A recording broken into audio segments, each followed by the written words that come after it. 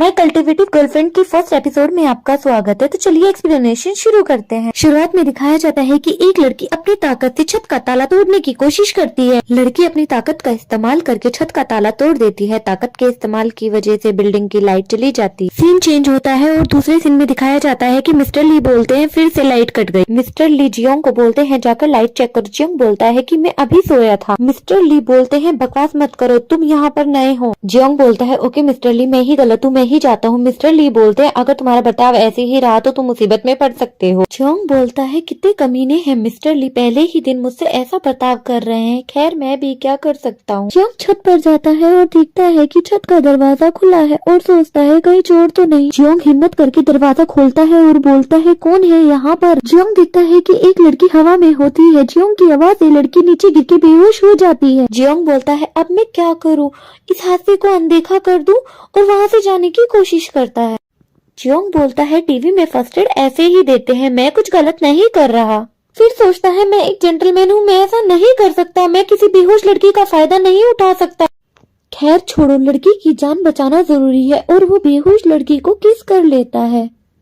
लड़की सोचती है कि मैं तो ट्यूबलेशन से गुजर रही थी, तभी किसी ने मुझे टोक दिया। मॉम रुक जाइए, मुझे छोड़कर मत जाइए मॉम। होश में आते ही लड़की को तेज से धक्का मारती है और गुस्से से देखती। जियोंग बोलता है मैं तुम्हें समझाता हूँ, गलत मत समझना, मैंने तुम्हारी जान बचाने के लिए अपना पहला कीमती किस खोया है। बोलता है जिस थाली में खाया हो उसी में छेद कर रही हो। लड़की बहुत गुस्से में होती है और बोलती है तुम्हारा पहला किस, क्या मेरा पहला किस जरूरी नहीं है। जियोंग बोलता है हम दोनों एक जैसे हैं, किसी का किसी पर कोई कर्जा नहीं है। तभी लड़की उसके एक थप्पड़ मार देती है और वहाँ से चली जाती है। चलते चलते लड़की सोचती है कि मैं इतनी लापरवाह कैसे हो सकती हूँ, अच्छा हुआ उसने ट्यूबुलेशन नहीं देख। कल्टिवेटिव की दुनिया में जंगली कानून चलते हैं, यहाँ आम इंसान को मौत के सिवा कुछ नहीं मिलेगा। अचानक से लड़की देखती है कि उसकी पावर्स कम होने लगती है और वो बोलती है कि अगर मैं ट्यूबुलेशन में असफल रही तो कल्टिवेटिव का लेवल इतना कम नहीं होना चाहिए। अगर ऐसा ही चलता रहा तो मेरी सालों की मेहनत बर्बाद हो जाएगी। नहीं, ऐसा नहीं हो सकता, मुझे कुछ करना होगा। जियोंग का सीन दिखाया जाता है, उसे अचानक से बहुत गर्मी लगने लगती है। सुबह का सीन दिखाया जाता है और जियोंग बोलता है कि मुझे पहले से बेहतर महसूस हो रहा है, मुझे पहले से ज्यादा साफ दिखाई दे रहा है। तभी वहाँ से मुझे गुजरती है और जियोंग बोलता है कि ये लड़ाकू लड़की। मुझे वहाँ से जा रही होती है, तभी उसके पास एक लड़का आता है और उसे फूल देता है। मुझे उसे देखती भी नहीं और आगे चली जाती है। जियोंग ये सब देखता है और बोलता है कि इस लड़ाकू लड़की के भी फॉलोवर्स हैं। अचानक से आसमान में एक आकाशवाणी होती है, उसमें एक लड़का बोलता है कि एक और नया कल्टिवेटिव, चलो इसकी ताकत को आजमाते। दूसरा लड़का मुझी को बोलता है कि आज मैंने मूवी की 2 टिकटें बुक करी है, तुम मूवी देखने मेरे साथ चलोगी क्या। मुझी बोलती है मैं मूवी तो देखना चाहती हूँ लेकिन आज मेरी क्लास है। जियोंग कहता है ये कैसी घटिया मूवी है, कौन देखेगा ऐसी बेकार मूवी। जियोंग की पावर चेक करने के लिए लड़की के ऊपर बोर्ड गिरा देते हैं। जियोंग ये सब देखता है और बोलता है कि हर जॉब बोर्ड गिरने वाला है। लड़की कॉल पर बिजी होती है और वह सुन नहीं पाती। जियोंग भागता है और लड़की को बचा लेता है। ये सब मुझे भी देख रही होती है और थोड़ा हैरान हो जाती है। जियोंग लड़की को बचाने के चक्कर में बेहोश हो जाता है। जियोंग होश में आता है और बोलता है मैं कहाँ हूँ, मुझे उसके सामने होती है। जियोंग बोलता है ये तो वही लड़ाकू लड़की है। मुझे धीरे धीरे जियोंग की तरफ बढ़ती है और बोलती है डार्लिंग कहाँ से शुरू करना है। जियोंग बोलता है पागल लड़की तुम ठीक हो ना। मुझे अपने शर्ट के बटन खोलने लगती है। जियोंग बोलता है रुक जाओ, क्या हम बात कर सकते हैं, प्लीज तुम कपड़े पहन लो। मुझे बोलती है जो मैंने मूवी से सेक्सी स्किल सीखी थी वो तो असफल हुई। जियोंग बोलता है जल्दी कपड़े पहनो, तुम करना क्या चाहती थी। मुझे बोलती है कि मुझे मेरी चीज वापस दे दो। जियोंग बोलता है मैंने तो तुमसे कोई चीज नहीं ली है, मैं तो एक नॉर्मल सा सिक्योरिटी गार्ड हूँ। मुझे बोलती है तुम्हें याद है तुमने उस लड़की को कैसे बचाया है। जियोंग बोलता है रुको, क्या वो लड़की ठीक है। मुझे बोलती है हाँ वो लड़की ठीक है, तुमने मेरी पावर का यूज करके लड़की को बचाया है। जियोंग बोलता है कुछ भी मत बोलो, मैंने तुम्हारी पावर यूज नहीं की है। मुझे अपनी पावर का यूज करने लगती है और जियोंग को बताती है कि वह एक हिडन कल्टिवेटिव है। जियोंग ये सब देखकर हैरान हो जाता है। मुझे बोलती है कि तुम्हें अब मेरा राज पता चल गया है, तुम्हारे पास 2 ही ऑप्शन है, या तो तुम मेरे हाथों से मर जाओ या तो तुम मेरे साथ कल्टिवेटिव का काम करो और इमोर्टल बन जाओ। एपिसोड 1 तो खत्म हो गया है। अगर आपको वीडियो अच्छी लगी हो तो मेरे चैनल को सब्सक्राइब करना। एपिसोड की शुरुआत में दिखाया जाता है रात का समय होता है। मुझी और जियोंग बातें कर रहे होते हैं। जियोंग बोलता है कि मैंने ऐसा होटल कभी नहीं देखा और ना मैं कभी मैंने ध्यान से नहीं देखा, ये रात इतनी खूबसूरत भी हो सकती है। मुझी बोलती है तुम ऊपर की सतह देख रहे हो और ज्यादातर भाग अंधेरे से भरा हुआ है। जियोंग बोलता है क्या तुम जानती हो उन अंधेरी जगहों पर क्या हो रहा है। मुझी बोलती है नहीं। अगर आपको नेक्स्ट पार्ट की एक्सप्लेनेशन चाहिए तो प्लीज मुझे कमेंट करना, वीडियो को कंटिन्यू करते हैं। जियोंग बोलता है ये रोशनी भरा भाग देखना ही काफी है। मुझी बोलती है तुम बहुत बेवकूफ हो। जियोंग बोलता है मैं जानता हूँ कि दुनिया में कुछ जगहों पर बहुत ज्यादा अंधेरा है, उन जगहों पर लोग मरने के लिए मजबूर हो रहे होंगे और हताश हो रहे होंगे। मुझे अगर कल्टीवेशन से ताकत मिलती है तो मैं लोगों की मदद करूँ। मुझी बोलती है ये इतना आसान नहीं होगा और वो दोनों टाउन पर पहुंच जाते हैं। योंग पूछता है कि यहाँ पर हम ट्रेनिंग करने आए हैं और मुझे क्या करना होगा। मुझी बोलती है तुम धीरे धीरे ताकतवर बनना चाहते हो या नहीं, जल्दी बोलो। और मुझी से पूछता है कि मैं ऐसा कर सकता हूँ ना। योंग बोलता है हाँ बिल्कुल। तो मुझी बोलती है कूद जाओ और बोलती है कि मौत की कगार पर होने से लोगों के अंदर की छिपी हुई ताकत बाहर आ जाती है। अगर तुम मरना नहीं चाहते तो तुम्हारी ताकत ऐसे ही रह जाएगी। योंग बोलता है अगर मैं सच में मर गया तो क्या होगा। मुझी बोलती है कि न्यूज में खबर होगी स्कूल के सिक्योरिटी गार्ड की मौत हो गई। वैसे भी तुम बहुत भोले हो, अगर तुमने अपनी ताकत नहीं जगाई तो तुम्हें किसी दूसरे कल्टीवेटर के हाथों से आज नहीं तो कल मरना ही होगा। अच्छा होगा कि तुम खुद कोशिश करो। योंग बोलता है ये लड़की मुझसे बदला ले रही है। योंग कूदने की कोशिश करता है और बोलता है कि मैं मरना नहीं चाहता। मुझी बोलती है तुम्हारे पास सिर्फ एक ही मौका है, फिर मिलेंगे, और योंग को धक्का दे देती है। योंग नीचे गिरते हुए बोलता है कि मुझे मेरी पावर का इस्तेमाल करना होगा जैसे मैंने उस लड़की को बचाने के लिए किया था। योंग अपनी पावर को जगाने के लिए बहुत कोशिश करता है। इतनी कोशिश करने के बाद भी वो अपनी पावर नहीं जगा पाता। इस बार तो मैं सच में मरने वाला हूँ, क्या करूँ मैं, कैसे बचाऊँ खुद को, मेरी तो पावर भी इस्तेमाल नहीं कर पा रहा हूँ मैं। योंग देखता है कि मुझी उसे बचाने के लिए ऊपर से कूद जाती है और बोलता है तो मुझी बोलती है हम दोनों अब साथ में मरेंगे। योंग और मुझी नीचे गिर ही रही होते हैं, तभी योंग की पावर जाग जाती है। योंग और मुझी बच जाते हैं। योंग बोलता है कि अब मुझे प्लेन की जरूरत नहीं है, हम तो ऐसे ही उड़ सकते हैं। मुझी बोलती है हर चीज की एक कीमत होती है, ज्यादा खुश मत हो। योंग बोलता है कीमत चुकानी होती है। मुझी बोलती है मॉडर्न कल्टीवेटर की दुनिया में एक जंगल की तरह होती है जहाँ साधनों की कमी होती है। सारे कल्टीवेटर उस जंगल में छिपे होते हैं ताकि एक संतुलन बना रहे, किसी को किसी का पता न चले कि कौन कहाँ पर छिपा हुआ है। अगर किसी दिन किसी कल्टीवेटर ने आग जलाकर पूरे जंगल को रोशन कर दिया तो सारे कल्टीवेटर बाहर आ जाएंगे। तुम्हें क्या लगता है वो क्या करेंगे। योंग बोलता है कुछ नहीं, बाहर आकर वो आग सेकेंगे। मुझी बोलती है नामुमकिन, वो बेवकूफ इससे भी ज्यादा बेवकूफ भरी हरकतें करेंगे जिससे खुद को भी हानि होगी और साधनों को भी बर्बाद कर देंगे, उसकी भी जान ले लेंगे जब वो कमजोर होगा और उसी वक्त उसे मार देंगे। अगर तुम दुनिया के सामने खुद को लेकर आए तो मेरी जगह यहाँ पर कोई और होगा। सीन चेंज होता है, दिखाया जाता है कि कल्टीवेटर का मास्टर बोलता है कि एक और स्प्लिट एनर्जी आधे दिन में ही ऊंचे लेवल तक पहुंच गया। वो रूह को बोलते हैं कि तुम धरती पे जाओ और देखो कि वो कल्टीवेटर कौन है। रूह बोलती है आप आदेश दो, मैं उस पावर के मालिक को ढूंढूं। मास्टर बोलते हैं तुम इंसानों की दुनिया में जाओ और उस कल्टीवेटर को ढूंढो, उसकी ताकत को आजमाओ और ध्यान रखना कि कोई तुम्हें ना देखे। अगर वो कमजोर कल्टीवेटर हो तो उसे उसी वक्त मार देना। सुबह का सीन दिखाया जाता है। मुझी और योंग जा ही रहे होते तभी उसके सीनियर वहाँ पर आ जाते हैं और बोलते हैं मुझी तुम आ गए। मुझी बोलती है सीनियर तुम पूरे दिन से मेरा इंतजार कर रहे थे। सीनियर बोलता है लड़कियों का इंतजार करना तो लड़कों का धर्म होता है, वैसे वो मुझी बोलती है मुझे माफ करना सीनियर, हम अभी होटल से आए हैं और मैं बहुत थक गई हूँ। सीनियर बोलते हैं होटल,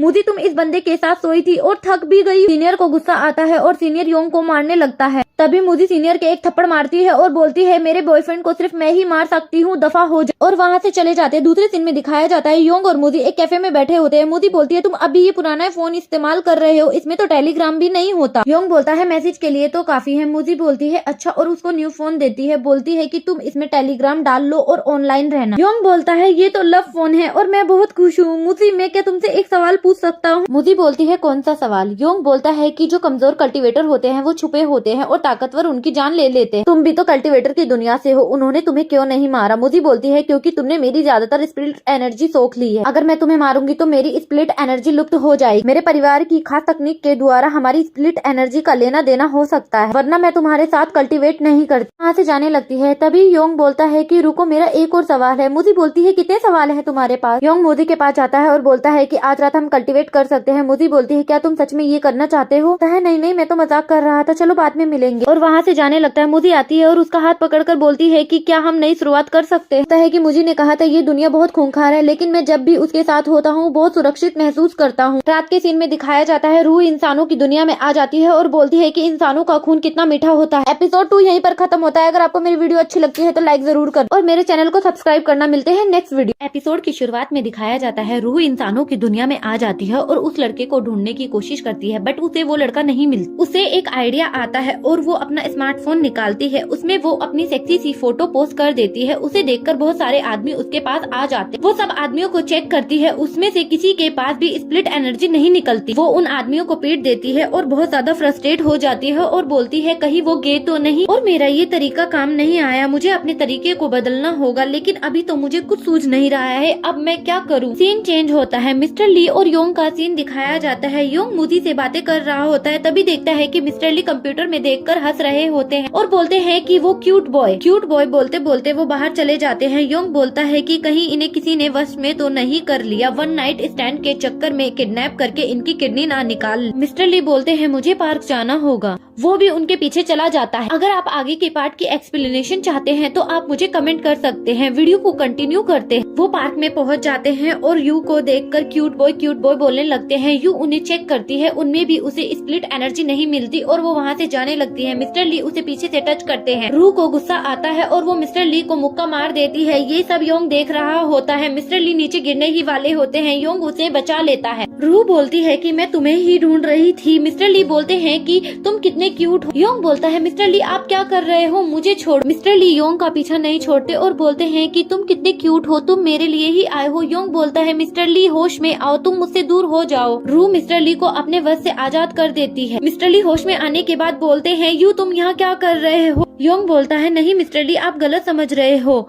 मिस्टर ली बोलते हैं कि योंग तुम बहुत क्यूट हो और तुमने बोला था कि तुम एक क्यूट लड़के से मिलने जा रहे हो। योंग बोलता है कि वो मेरे पीछे खड़ा है। मिस्टर ली बोलते हैं कि तुम्हारे पीछे तो कोई नहीं। मिस्टर ली बोलते हैं कि तुम्हारे इरादे क्या हैं, मुझे खुलकर बता दो, छिपाओ मत मुझसे। मैं तुम्हें पसंद करता हूँ और मुझे थोड़ा बहुत एक्सपीरियंस भी है। मैं तुम्हें अपना एक्सपीरियंस भी बता सकता हूँ। मिस्टर ली बोलते हैं कि वो शर्मा गया है, वो कितना क्यूट है, कितना प्यारा है। योंग बोलता है कि मुझे माफ करना, मैं ऐसा लड़का नहीं हूँ। मिस्टर ली की ये बातें सुन के योंग वहाँ से भाग जाता। योंग बोलता है कि आजकल खूबसूरत लड़के सुरक्षित नहीं है, यहाँ तक कि ओल्ड मिस्टर ली भी मुझे पसंद करते हैं। मुझे छत पर जाकर मुझी से मिलना होगा। रू योंग को भी वश में कर लेती। रू खुद को रानी समझने लगती है और बोलती है कि तुम मेरे हो, कितने प्यारे हो मेरी योंग। और योंग उसके वश में आकर छत पर आ जाता है। रू बोलती है कि ये छत कितनी प्यारी है। योंग बोलता है कि मैंने इतनी खूबसूरत लड़की कभी नहीं देखी, तुम कितनी प्यारी हो। मैंने अपनी जिंदगी का एक खास फैसला किया। यू को प्रपोज करके उसे किस करने की कोशिश करता है। यू गुस्से में उसे मुक्का मार देती है और बोलती है कि तुम कितनी घिनौनी बातें करते हो, मुझसे दूर रहो। और वो अपने वश से उसे आजाद कर देती।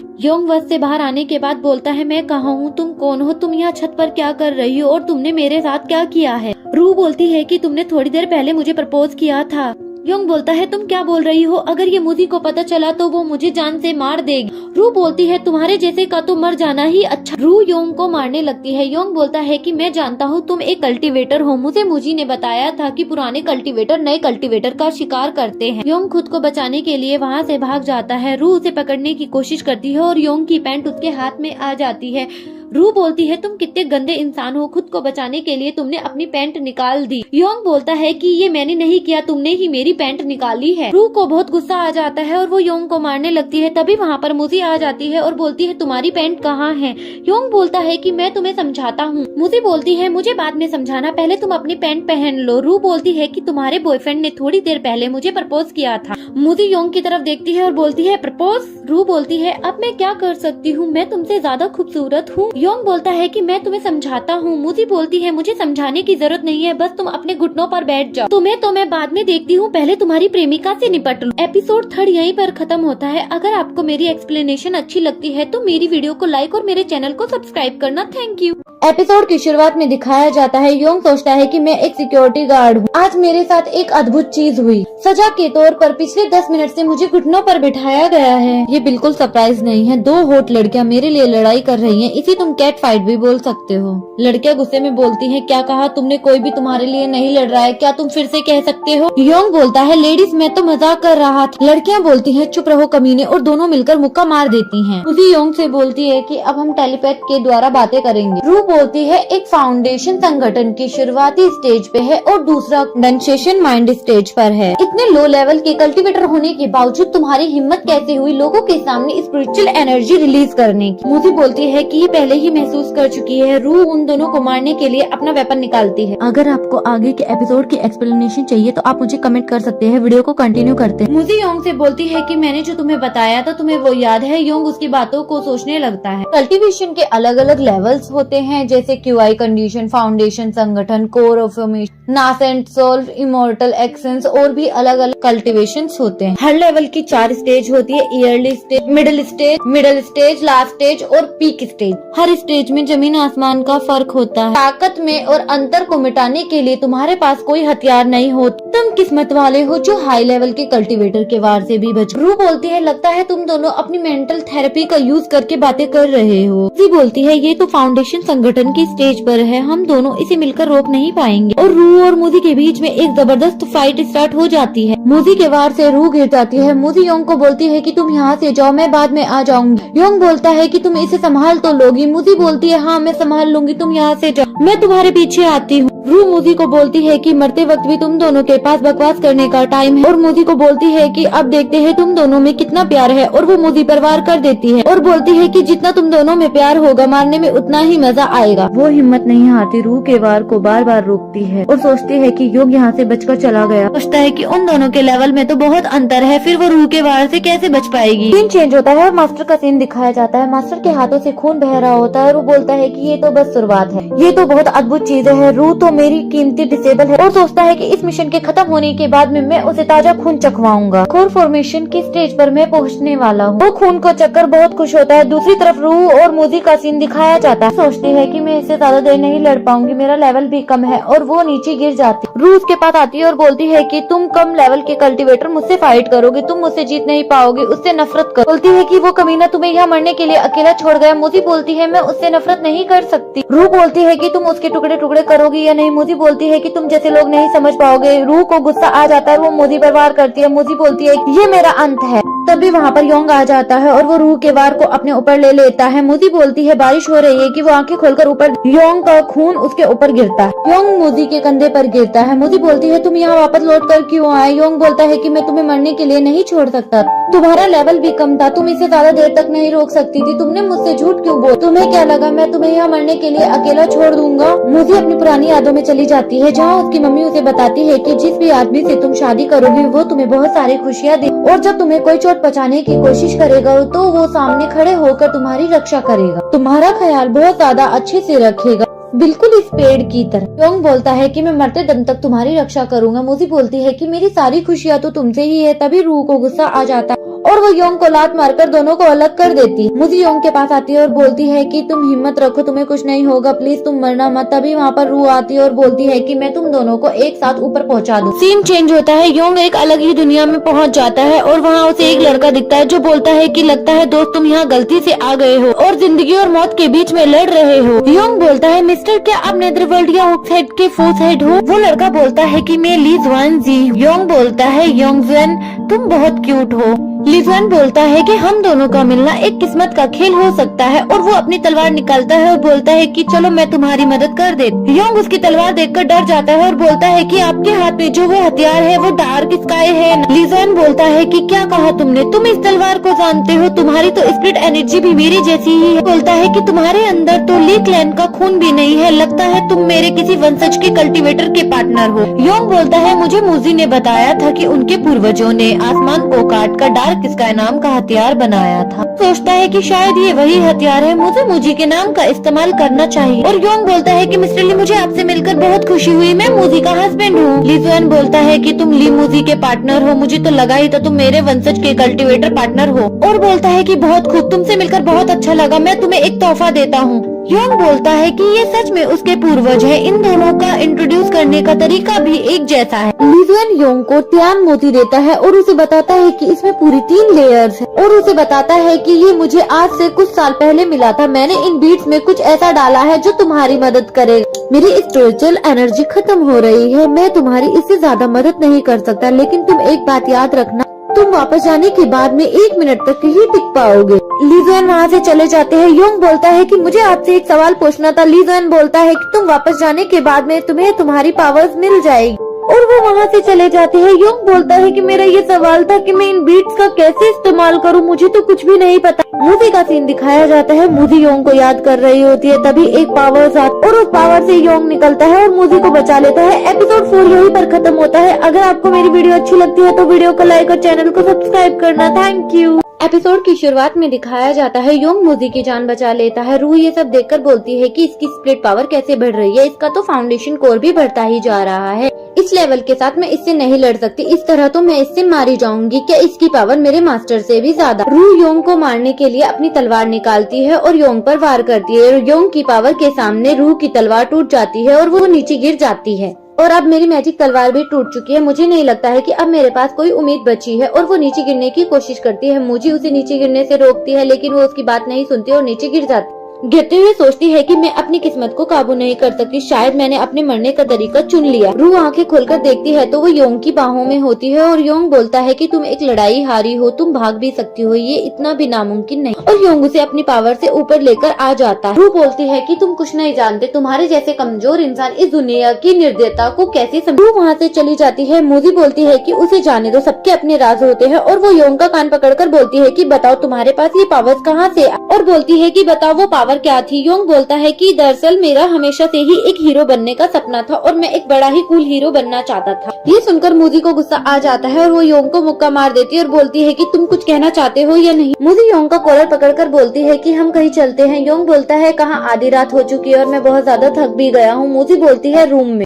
रूम का सीन दिखाया जाता है। मूजी दरवाजे के पास खड़ी होती है और बोलती है कि अब बताओ तुम्हारी स्प्लिट पावर इतनी ज्यादा कैसे बढ़ गई। योंग बोलता है स्प्लिट पावर याद आया, मैंने उस टाइम भगवान से प्रार्थना की और मैंने मन में भगवान से बोला कि वो मुझे और ज्यादा ताकतवर बना दे और वो तभी वहाँ पर प्रकट हो गए। ये सब सुनकर मूजी बोलती है कि अब मैं तुम्हें सच बताती हूँ कि तुम्हारी और मेरी पावर को ऑब्जर्व करने का एक रहस्य है। योंग बोलता है कि मैं नहीं जानता, तुम देखो मेरा चेहरा, मैं कितना भोला भाला। मूजी योंग की तरफ हंसते हुए बढ़ती है और बोलती है कि मुझे कुछ खास कदम उठाने पड़ेंगे। मूजी योंग को बेड पर धक्का दे देती है और उसके दोनों हाथ बांध देती है और उसके ऊपर आकर बैठ जाती है। योंग बोलता है तुम क्या कर रही हो। मूजी बोलती है कि ये ली फैमिली का को कल्टीवेशन करने का एक अलग मेथड, और वो योंग को किस कर देती है और बोलती है कि इसके इस्तेमाल से यिंग और यांग का मिलाप होता है। और बोलती है कि स्प्लिट पावर एक चक्कर की तरह हमारे शरीर में बिना रुके प्रवेश करती रहे। उसके बाद हम शुरू करते हैं। योंग बोलता है कि ये इतना जाना पहचाना क्यों लग रहा है। हमारी स्प्लिट एनर्जी एक होने के बाद भी मुझे ऐसा लग रहा है मानो जैसे ढलते हुए सूरज की रोशनी मुझ में ही आ गिरी हो। ये काफी सुहाना और आरामदायक है। हम दोनों के सारे राज एक दूसरे के सामने आ चुके। ऐसा लग रहा है कि उसके मन की गहराइयों में छुपी हुई यादों को भी देख सकता हूँ। योंग मूजी की यादों में पहुंच जाता है और यादों में पहुंचने के बाद वो बोलता है कि मूजी कहाँ है, लेकिन उसे मूजी नहीं दिखाई देती। उसे वहाँ पर एक दरवाजा दिखाई देता है। वो उस दरवाजे के पास जाता है और बोलता है कि इस दरवाजे पे ताला क्यों है, और वो ताले को टच करता है और वो उसकी यादों के अंदर घुस जाता है, जहाँ उसे एक छोटी सी बच्ची रोते हुए दिखाई। मूजी भी योंग की मन की गहराइयों में जाने की कोशिश करती है और बोलती है कि मुझे बस इसके थोड़े ही नजदीक,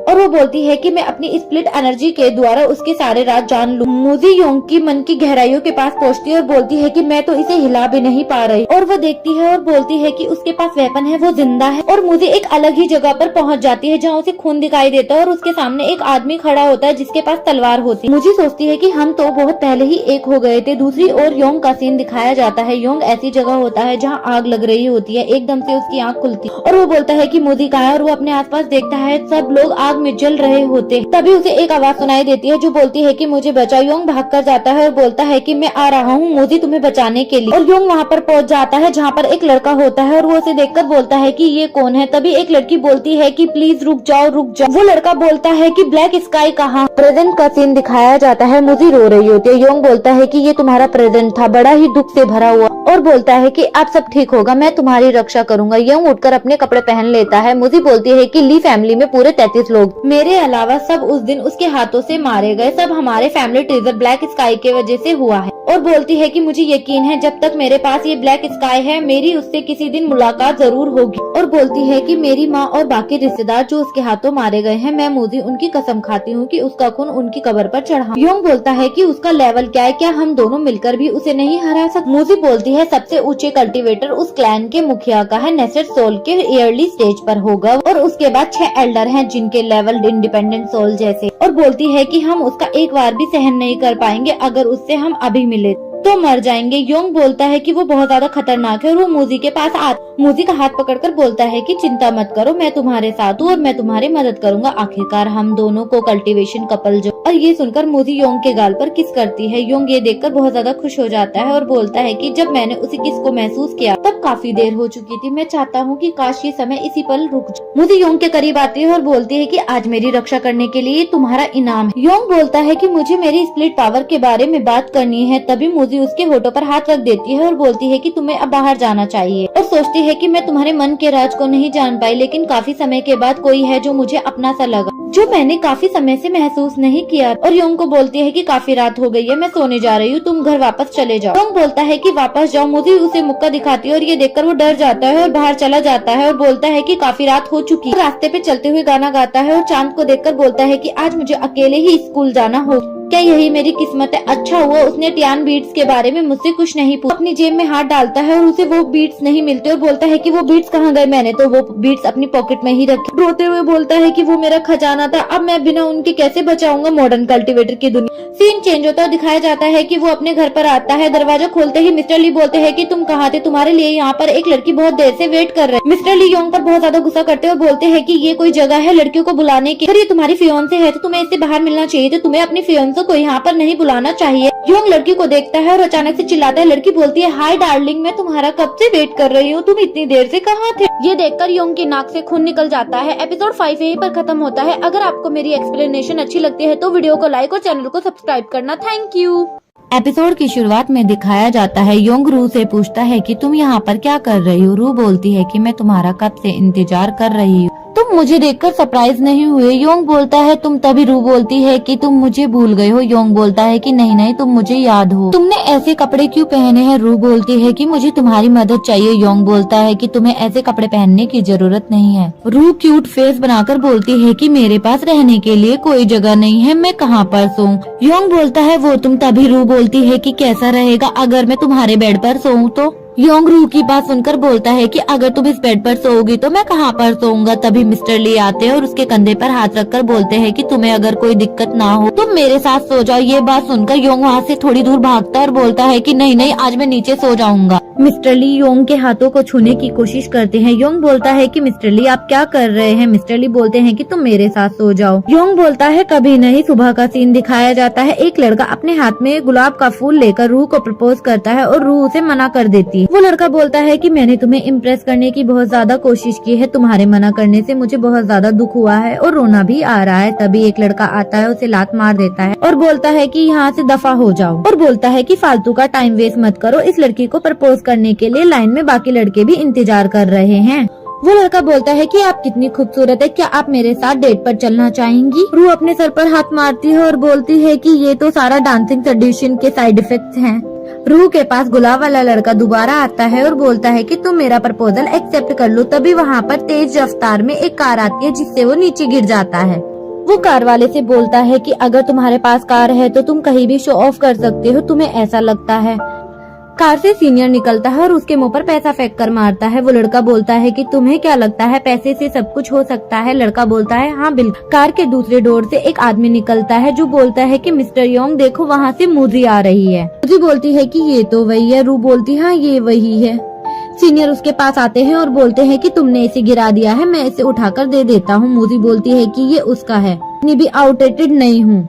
सीनियर अंगूठी को हाथ में उठाकर मूजी से बोलते हैं कि क्या तुम मेरे साथ डेट पर चलना चाहोगी? मूजी बोलती है कि तुम्हें हमेशा मेरी रक्षा और मेरी जिंदगी भर ख्याल रखना होगा, तभी तुम मेरे बॉयफ्रेंड बनने के लायक बनोगे। मुझे लगता है कि वो ठरकी लड़की तुम्हारे लिए बिल्कुल ठीक है। सीनियर रू की तरफ देखते हैं। रू बोलती है कि मेरा बॉयफ्रेंड बनने के लिए इसे पूरी जिंदगी मेरी रक्षा करनी होगी और मेरा ख्याल रखना होगा। तभी वो फूल वाला लड़का आता है और बोलता है कि मैं ये सब करने के लिए तैयार हूँ। को गुस्सा आता है और वो उसको मुक्का मार देती है और बोलती है कि जो सामने से लड़का आ रहा है वो ही मेरा बॉयफ्रेंड बनने के लायक है। सामने से योंग आ रहा होता है और वो सोचता है कि मैं मूजी को ये सब कैसे समझाऊंगा। तभी वो रू और मूजी को देखता है और बोलता है कि तुम दोनों यहाँ पर क्या कर रही हो? मूजी बड़े प्यार से बोलती है कि मैं तो बस तुम्हारे साथ मूवी देखना चाहती थी। रू बोलती है कि मुझसे पहले हमले की कोशिश। तभी वो योंग के गले लग जाती है और बोलती है कि डार्लिंग मैं भी तुम्हारे साथ मूवी देखने के लिए चलूंगी।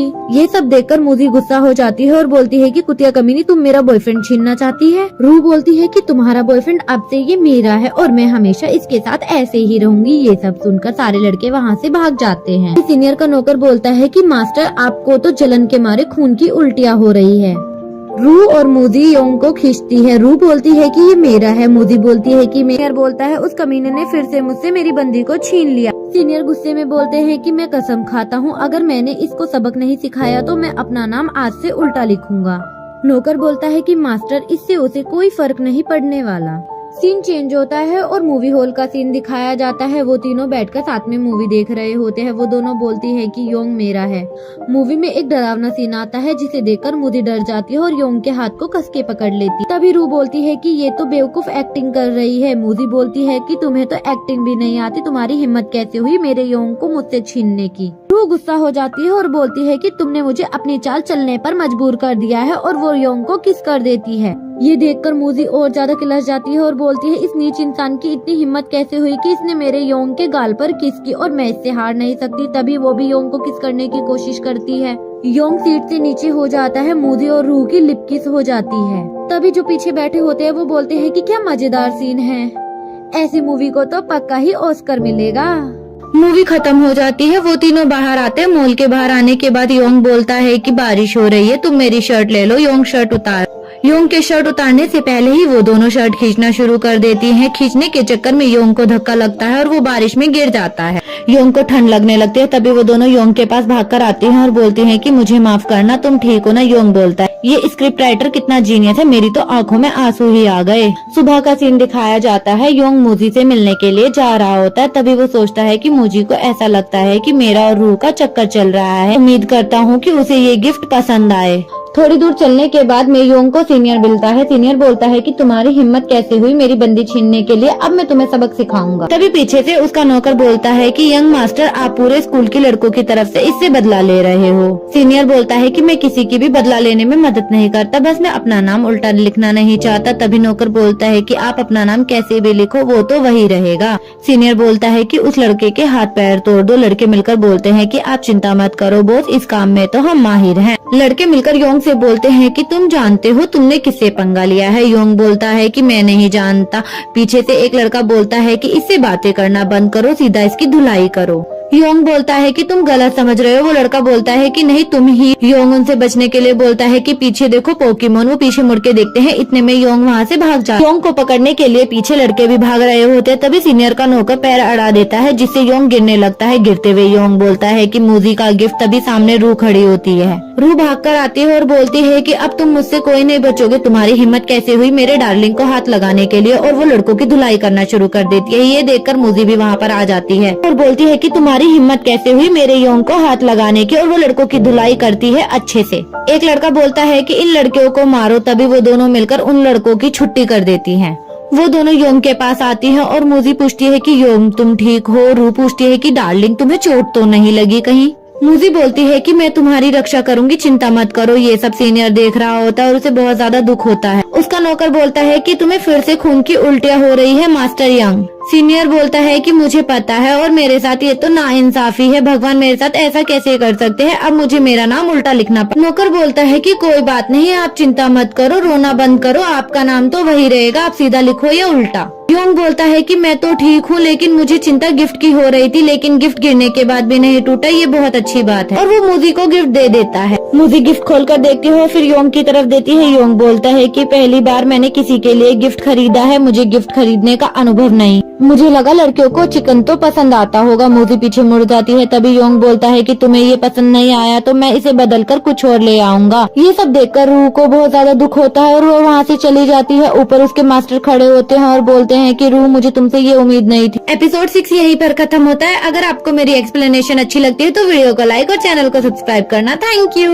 एपिसोड की शुरुआत में दिखाया जाता है योंग और मूजी जा रहे होते हैं। योंग बोलता है कि मुझे बहुत बुरा लग रहा है कि मैंने पहले तुम्हें कोई गिफ्ट नहीं दिया। उन दोनों की नजर रूह पर पड़ती है। मूजी रूह को देखकर बोलती है कि यहाँ पर भी आ गई और योंग सोचता है कि ये अकेली है, हमेशा मेरे जैसे। ये सोचने के बाद योंग मूजी से कुछ बोलने ही वाला होता है। तभी मूजी उसके मन की बात समझ जाती है और बोलती है कि तुम जाओ। योंग रूह के पास भागकर जाता है और उसे रोकता है। रूह बोलती है तुम्हें क्या चाहिए। योंग बोलता है कि हम दोस्त बन सकते हैं, वैसे भी कहावत है कि दोस्ती की शुरुआत तो लड़ाई से ही होती है और हमने साथ में मूवी भी देखी थी। तभी रूह को गुस्सा आता है और वो बोलती है कि अगर तुम्हारा लेवल बड़ा न होता तो अब तक मैं तुम दोनों को मार चुकी होती। और बोलती है कि मैं तुम्हारे पास इसीलिए आई कि तुम मेरी रक्षा कर सको। अपना हाथ रूह की तरफ बढ़ाकर बोलता है कि तुम चिंता मत करो, मैं तुम्हारी हमेशा रक्षा करूँ। रूह को गुस्सा आता है और वो बोलती है कि तुम्हें यह मूजी ने भेजा है मुझे चिढ़ाने के लिए। योंग बोलता है कि तुम उसे गलत समझ रही, मैं उसकी पुरानी यादों में जाकर आया हूँ। वह अपने परिवार की मौत के शोक में अभी तक वहाँ रो रही थी। वो इस खूंखार दुनिया में अकेली है और वो भी अकेलेपन को महसूस करती है। योंग रूह को समझा रहा होता है पर रूह समझती नहीं है और बोलती है मुझे तो लगता है कि वो एक बस घमंडी औरत। योंग बोलता है वो बिल्कुल ऐसी नहीं है, वो बहुत ज्यादा मजबूत बनने की कोशिश करती है, फिलहाल वो सिर्फ मुझ पर भरोसा कर सकती है। रूह बोलती है कि तभी तुम उसकी रक्षा करते हो। योंग बोलता है कि मैं तुम्हारी भी रक्षा करूंगा, अगर तुम खतरे में हुई तो मैं अपनी पूरी कोशिश करूंगा तुम्हें बचाने के के लिए, क्योंकि तुम मेरी दोस्त हो। ये सुनकर रूह बहुत ज्यादा इमोशनल हो जाती है और वहाँ से भाग जाती है। तभी मूजी उसके पीछे आती है और बोलती है कि उसे जाने दो, ज्यादा सर पर मत चढ़ाओ वरना मुझे जलन होगी। योंग बोलता है कि ऐसा नहीं है। सीन चेंज होता है, एक स्कूल का सीन दिखाया जाता है। एक लड़की एक लड़के को हक करती है और लड़का बोलता है कि ये सब करने का अभी टाइम नहीं है। लड़की बोलती है कि घबराओ मत, यहाँ पर कोई नहीं आएगा और मुझसे अब रहा नहीं जाता। डार्लिंग मुझे किस करो ना। तभी वहाँ पर मास्टर आ जाते हैं और वो दोनों मास्टर को देखकर डर जाते हैं। मास्टर बोलते हैं कि तुम अपनी ठरक को कम नहीं कर पा रहे हो, तुम दोनों यहाँ पर ठर की बातें कर रहे हो, तुम दोनों मेरे कल्टीवेशन के बीच में आ रहे हो। तभी वो लड़का मास्टर के पास जाता है और बोलता है कि तुम हमें डिस्टर्ब कर रहे हो, हम तुम्हें डिस्टर्ब नहीं कर रहे हैं। मास्टर उसका गला पकड़कर उसे दबा देता है और वो लड़का मर जाता है। तभी लड़की भी डर जाती है और मास्टर लड़की को भी मार देते। मैंने कभी नहीं सोचा था कि मेरे फ्रेड आर्ट का ब्रेक थ्रॉट इतना ही नजदीक होगा। एक रूह नाम की फसल है जिसे मैं बरसों से उगा रहा हूँ, आखिरकार वो बनकर तैयार हो गई है। रूह इधर उधर भटक रही होती है। तभी मास्टर वहाँ पर आ जाते हैं। उसे पूछते हैं कि मैंने तुम्हें जो काम दिया था तुमने वो पूरा कर दिया क्या। रूह बोलती है कि मैं फेल हो गई हूँ, आपको निराश करने के लिए मुझे माफ कर देती है कि मैं उसे मारने ही वाली थी। तभी उसकी ताकत बहुत ज्यादा बढ़ गई, इसलिए मैं उसे हरा नहीं। ये सुनने के बाद रूह चौंक जाती है और वो मास्टर को कुछ बोलने ही वाली होती है। तभी मास्टर बोलते हैं कि इन 10 दिनों के अंदर तुम उनके साथ रहो और उन पर नजर रखो। मास्टर बोलते हैं ठीक है, मैं इन दोनों के शरीर का खून चूस लूंगा तो मेरा थोड़ा सा लेवल बढ़ जाएगा और 10 दिनों के अंदर मैं उन दोनों कल्टीवेटर को मार दूं, कोई मेरे अस्तित्व को पहचान ना पाए। रूह बोलती है जी माँ। रूह वहाँ से जाती वक्त सोचती है कि अगर इसका फ्राइड आर्ट पूरा हो गया तो ये उनके साथ मुझे भी मार देगा और मास्टर उन दोनों के शरीर को खा जाता। आधी रात में योंग रूह को ढूंढ रहा होता है और सोचता है कि वो कहाँ चली। तभी उसके पास रूह आती है और वो रूह की तरफ देखता है और बोलता है कि तुमने इतनी आधी रात को मुझे यहाँ पर क्यों बुलाया है। रूह की तरफ आगे बढ़ती है। योंग बोलता है रुक,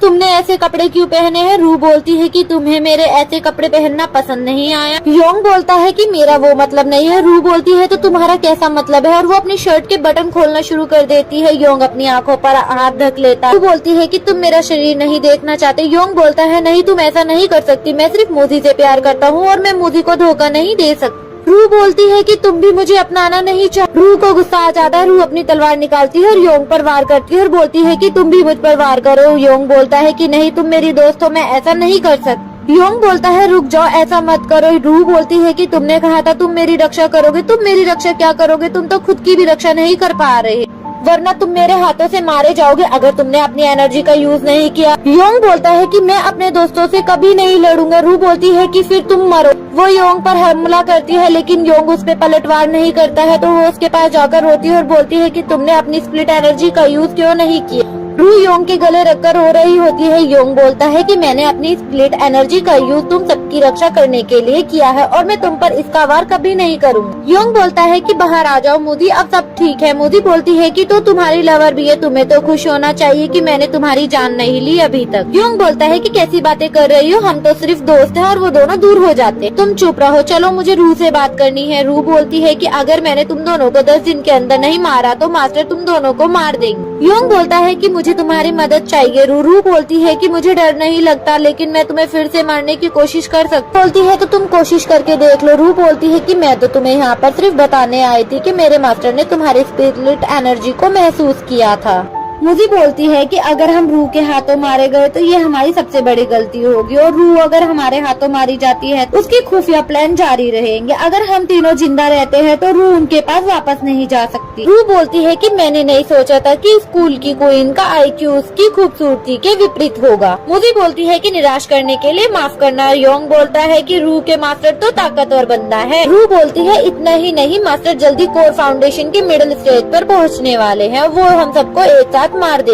योंग बोलता है कि अब तो हमारा खेल खत्म। मास्टर का सीन दिखाया जाता है। मास्टर ध्यान में बैठे होते हैं और बोलते हैं कि अब मेरा कल्टीवेशन बहुत जल्दी जल्दी बढ़ रहा है, बस मुझे अब उन दोनों कल्टीवेटर्स का खून चाहिए। मेरे कल्टीवेशन के 10 साल बच जाएंगे, जल्दी मैं कोर फाउंडेशन के मिडिल स्टेज पर पहुंच जाऊंगा। एपिसोड 7 यहीं पर खत्म होता है। अगर आपको मेरी एक्सप्लेनेशन अच्छी लगती है तो वीडियो को लाइक और चैनल को सब्सक्राइब करना। Thank you.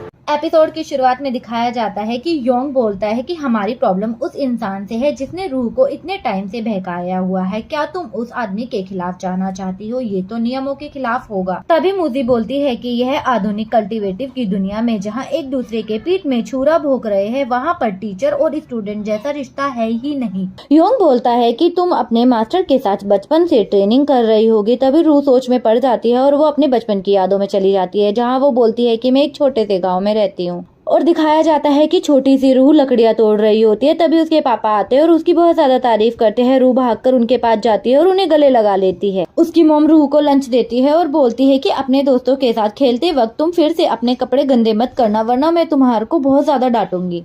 रूह अपने माता पिता को बाय बोलकर वहाँ से चली जाती है और उसे बच्चे देखकर बोलते हैं कि देखो देखो वो कितनी अजीब मॉन्स्टर है, उसे देखकर तो मुझे बहुत ज्यादा डर लग रहा है, और उस पे हंसते भी हैं। रूह उनके पास आके बात करने की कोशिश करती है। तभी बच्चे बोलते हैं कि तुम कितना भी क्यूट बनने की कोशिश कर लो, लेकिन हम तुमसे दोस्ती नहीं करेंगे, तुम एकदम मॉन्स्टर जैसी दिखती हो। रूह को उनकी बातें सुनकर बहुत ज्यादा गुस्सा आ जाता है और वो बोलती है कि इन्हें माफ कर दो, रहने दो, चलो छोड़ो। लेकिन वो बच्चे उसके ऊपर पत्थर फेंक कर मारते हैं। फिर उससे रहा नहीं जाता और वो उन सबकी पिटाई कर देती है। रूह बोलती है कि तुम जैसे बच्चे मेरे दोस्त नहीं हो सकते, मेरे दोस्त तो बहुत ज्यादा दयालु होंगे। तभी ये बातें सुनकर बच्चे वहाँ से भाग जाते हैं। उनमें से एक बच्चा बोलता है, मेरे पिता नी गैंग के हैं, वो तुम्हें सबक सिखाएंगे, तुमने मुझ पर हाथ उठाया है, देखो मैं तुम्हारा क्या हाल करवाता हूँ, अपने पिता से बोलकर। सीन चेंज होता है और दिखाया जाता है कि रूह एक नदी के पास आती है, जहाँ पर एक जलपरी होती है जिसे चोट लगी होती है। रूह उसको दवाई लगाती है और बोलती है कि जल्दी ठीक हो जाएंगे। जब तुम मुझे इस नदी के पास मिली थी तब मुझे लगा था तुम मर ही चुकी हो, लेकिन नहीं, तुम जिंदा थी। लो, मैंने ये अपनी मम्मी से कहकर तुम्हारे लिए बनवाया है, तुम पेट भरकर ये खाना खाओ, तुम पूरी तरह से जल्दी ठीक हो जाओगी अगर इतना अच्छा अच्छा खाना खाओगी तो। रूह और जलपरी इतनी ज्यादा क्लोज दोस्त बन जाते हैं। रूह से बोलती है कि अगर तुम कल्टीवेटर करके इंसान बन जाओगी तो मैं तुमसे बहुत ज्यादा बातें कर पाऊंगी, तुम्हारे साथ गेम खेल पाऊंगी। एक दिन मैं तुम्हें पहाड़ियों से नीचे अपने गांव ले जाऊंगी और सबको दिखाऊंगी तुम कितनी प्यारी मेरी दोस्त हो और तुम मुझसे कितना ज्यादा प्यार करती हो। रूह बोलती है कि अब हम हमेशा दोस्त रहेंगे, ये मैंने सोचा था, लेकिन ऐसा कुछ नहीं हुआ। तभी मास्टर का सीन दिखाया जाता है। मास्टर बोलते हैं कि हे बच्ची, तुम अपने मन की खुद ही कर सकती हो, लेकिन मैं तुम्हारे बारे में एक बात कहना चाहूँ।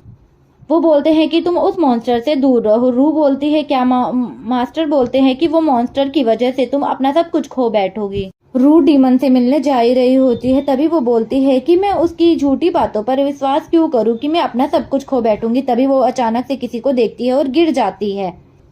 वो डीमन वहाँ लोगों को मार रही होती है। तभी उनमें से कहता है, ये तो एक चाइनीज डीमन योगी कहलाता है, ये तो सबको मार देगा। वो डीमन पूरे शहर में तबाही मचा देता है और वो बहुत ज्यादा घबराकर वहाँ से भागती है। तभी वो अपने गाँव की तरफ देखती है और सारा गाँव जल रहा होता है। रूह अपने गांव में आती है, देखती है कि पूरा गांव तबाह हो गया है, जल गए हैं, बहुत से लोग मर गए हैं। रूह अपने माता पिता को ढूंढ रही होती है। वो बोलती है कि पापा मम्मी आप कहाँ हैं, मैं आपको ढूंढ रही हूँ। ढूंढते अपने माता पिता के पास पहुंच जाती है और वो उन्हें मरा हुआ देखकर बहुत ज्यादा रोती है और बोलती है कि मेरी गलती है, मेरी वजह से आप लोगों की जान गई है। तभी मास्टर बोलते हैं कि ये सब तो किस्मत का खेल है, जो लिखा था वो तो होना ही था। मास्टर रूह को बताते हैं कि माना कि हम सब स्नेक स्प्रिट को घायल करने में कामयाब हुए, लेकिन हम उसे रोक नहीं पाए। उसने पूरे गांव में तबाही मचा दी और लोगों को मार दिया। खांसी आती है और रूह मास्टर के पास भागकर आती है और बोलती है कि मास्टर मुझे माफ कर दो। मास्टर बोलते हैं कि मेरे से ज्यादा समय नहीं है, वो स्नेक स्प्रिट जंगल की तरफ गई है। इतनी ही बात बोलते हैं मास्टर, तभी वो जमीन पर गिर जाते हैं। रूह रोकर बोलती है कि ये सब गलती मेरी है, मेरी ही वजह से सब हुआ है। उसे बहुत ज्यादा गुस्सा आता है और वो एक लकड़ी को हाथ में डीमन को मारने के लिए चल देती है। मैं तुम्हें मार दूंगी, मैं तुम्हारे टुकड़े टुकड़े कर दूंगी, तुम्हारी वजह से मेरा सब कुछ खत्म हुआ है, मैं तुम्हें भी खत्म कर दूंगी। वे रूह उस स्नेक के जो घर होता है उसके पास आ जाती है और बोलती है कि तुम बाहर आओ, मुझे तुमसे बदला लेना है। तभी वहां से कोई एक आदमी बाहर आता है जो बोलता है कि बच्ची तुम अपनी जान खतरे में क्यों डालना चाहती हो।